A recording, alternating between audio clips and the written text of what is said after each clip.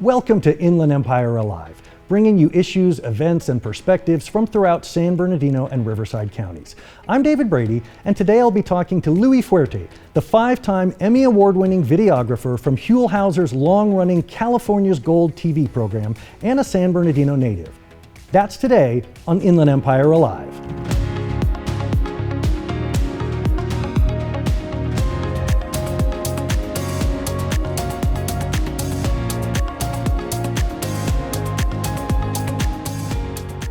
Well, I am delighted to welcome my next guest. He is Luis Fuerte, and you may know him as the 5-time Emmy Award-winning cameraman behind Huell Howser's beloved California's Gold. Also a San Bernardino native. Luis, welcome to the program. Thank you for having me. It's a pleasure. Before we get into your career in television and the many years you spent with Huell Howser, let's go all the way back. Let's start at the beginning. You were born right here in the Inland Empire, right here in San Bernardino. Yes, I was born on Spruce Street here in San Bernardino, and I used to walk to school here. And San Bernardino was back then was such a great city, and hoping it'll still be. Well, what was that like in the 40s and 50s growing up here? Well, we'd always walk to school and walk downtown and go shopping and buy our little goodies, and it was a great city. It was a lot of fun. And then you graduated from, it was Colton High School? Colton High School. And then you immediately went into the Navy? Navy, because we had to draft back then, and I was from Boy Scouts. I went into Sea Scouts, and so I was into seamanship and that kind of stuff and sailing, and so I joined the reserves, and right after graduation, I was activated at active duty. Where did you think your career was going to take you? Where did you think your life was going at this point? Because it certainly went in a different direction than where you probably imagined. It certainly did. And then in the Navy, I happened to study a little bit electronics. I was a radarman. And when I left the Navy, I realized I had to go to college. And I started studying engineering. And I happened to run into a friend who worked at a TV station at KVCR here in San Bernardino, and she offered to give me a tour. And so, yeah, I saw the tape machines, the mixers, and I went and stood behind the camera, and I said, oh my God, this is what I want. This was at Valley College? San Bernardino Valley College. So what was it about television? I mean, I'm imagining that you're probably of a generation where a TV was not a given in the household growing up. Did you have a television growing up? You mentioned that you spoke Spanish primarily. Yes, in Spruce Street where I lived, we didn't have a TV until almost before we moved. And then my dad bought a little black and white TV. And that's when we started watching some of these little comedy shows back from those days. What did you think you could accomplish, dipping your toe into TV? It must have seemed very glamorous for someone at that time. And this was the 60s probably at this point? Right. At the time, I thought I wanted to be a machinist because my dad was a machinist for the Santa Fe Railroad Yards here in San Bernardino. And then I realized that working with the oils and all that stuff was affecting my hands. So, but then I went active duty into the Navy, and I got into radar and started learning about electronics. And so when I went to San Bernardino Valley College, I said, no, I want to be an engineer. And studied engineering for about a year, and then discovered television.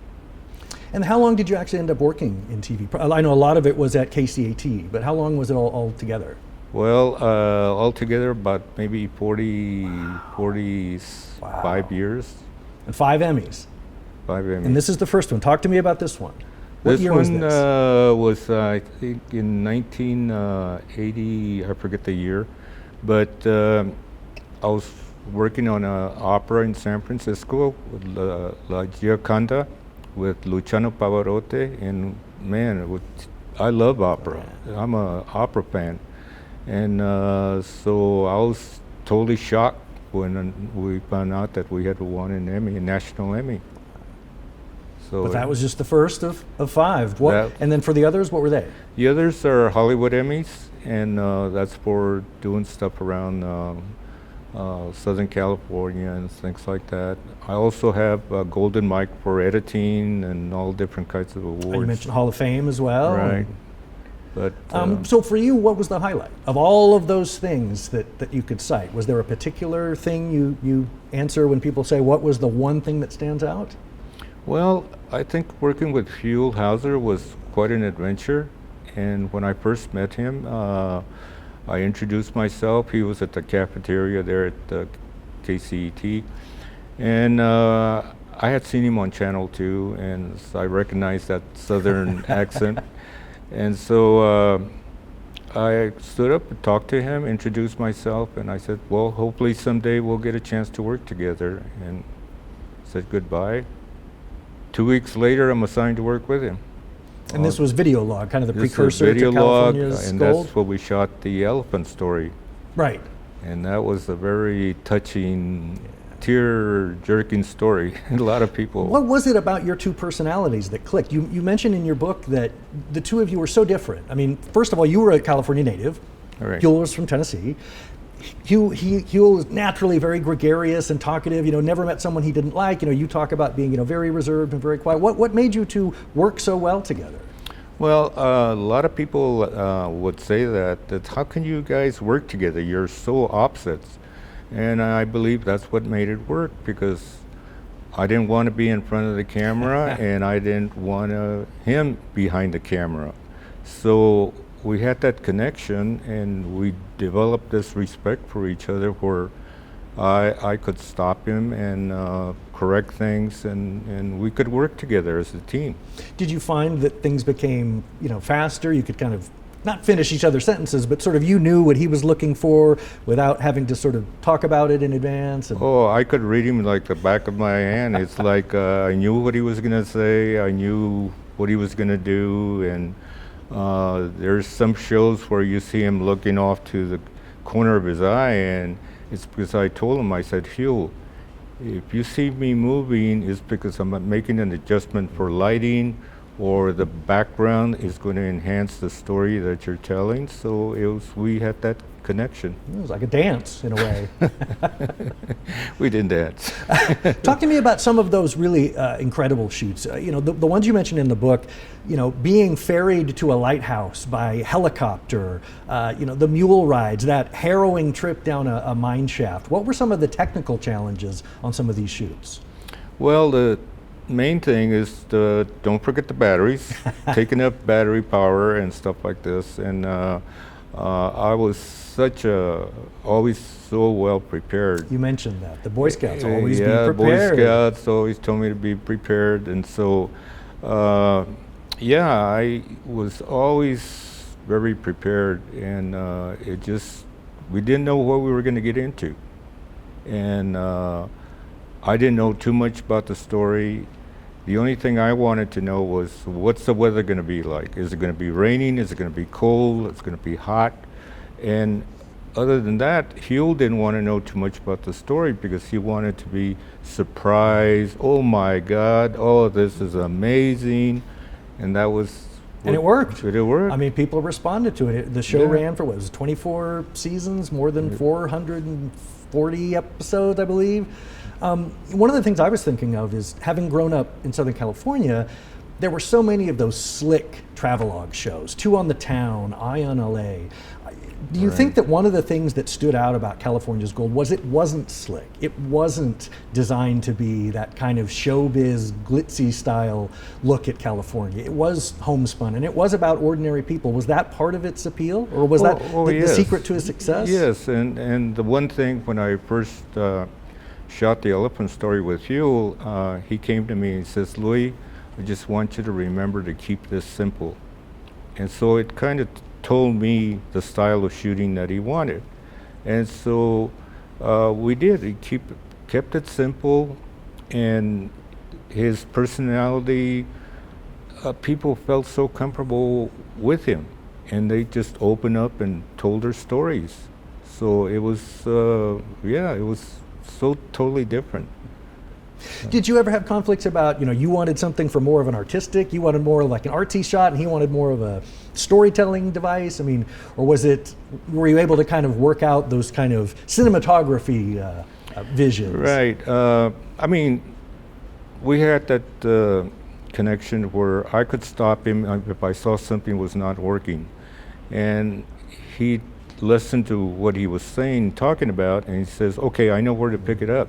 So I pick it up from a different angle and maybe make it look like a 2-camera shoot and things like this. Mm-hmm. And so, yeah, we could work. And did you have to be creative because it was just the two of you? You know, like you said, you didn't have the benefit of a sound person, another camera operator. You had to sort of make do with just, you know, what you could accomplish. Lighting to me was very, very important. Lighting and of course sound effects, and I listened to what he was talking about. I had to be, okay, shoot the shot, and the background enhances of what they're talking about, I would adjust for that. At the same time, I'm listening to what they're talking about, and then I say, well, okay, I need shots of this, I need shots of that, and stuff like this. So it kept me, really, my mind going. What are some of your favorite episodes? I know this is a question you get asked a lot, so. Well, I tend to look at the shows differently as to maybe Sure. how creative was I, you know, how did I make things work and stuff like this. And of course, one of the very popular ones is, of course, the Golden Gate Bridge. And some of these places, it's like, oh my God. Now I think back and I have flashbacks on some of the shows that I shot. A lot of people would ask me, well, weren't you scared being up there on the blimp hangar and doing like that? I'm not thinking about that. I'm thinking about the shots. I'm thinking about the lighting. I'm thinking about sound and things like that. You're seeing everything through a viewfinder, so you're Right. not even aware necessarily of what's happening. Exactly. And so now that I'm retired, I get flashbacks on a lot of these Well, shows talk to that me I a little shot. bit about the kind of equipment you had to use. I mean, this was a much, much different era. These were heavy cameras, heavy batteries. Often you were walking backwards to do those sort of Right. walk and talks. I mean, it was very strenuous work, wasn't it? Right, yes, it was. And I used Sony cameras, the 600, that's the last one I used. And it was a heavy camera. It was about maybe 26 pounds, fully equipped with the receivers and batteries. On your shoulder. Shoulder, and then I had to carry waist belts where I had to carry extra batteries, mics, and things like this. So, but it kept me thin. You know, when I was reading your book, one of the things that jumped out at me was, you know, it was so unfortunate that Huell's passing was so abrupt and that he never got the opportunity to tell his story in a book like this. Right. I really felt through your words that you were trying to kind of protect his legacy in a way, that there was really a sense I sensed throughout the book that you really were trying to kind of, you know, give that little peek behind the curtain of how the show was put together, who he was as a person. It was really nice, I think, that you gave that sneak peek. There are a lot of us that are fans of the show. We have favorite episodes, we have Right. places we've gone, you know, that he had been to, but I really did feel, was that something you consciously tried to do when you set out to tell this story? Oh, of course. It's, you know, I respected him, and he's an icon in California, and people love him. So, yeah, we all have issues as far as what we do, you know, staying out too late or something like that.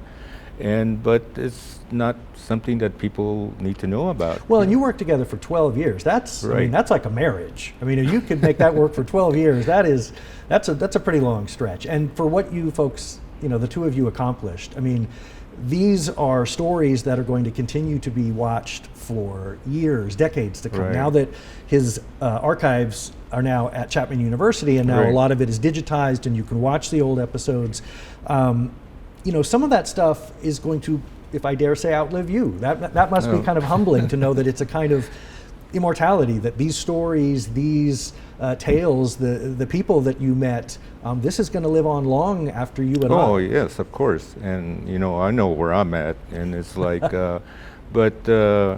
yeah, he's, like I said, mentioned, he's an icon here in California, and people just hear Huell Hauser, and they, oh my God, and a lot of people try to imitate him. When did you realize he was the Huell that, you know, was it seeing how people reacted to him out in person?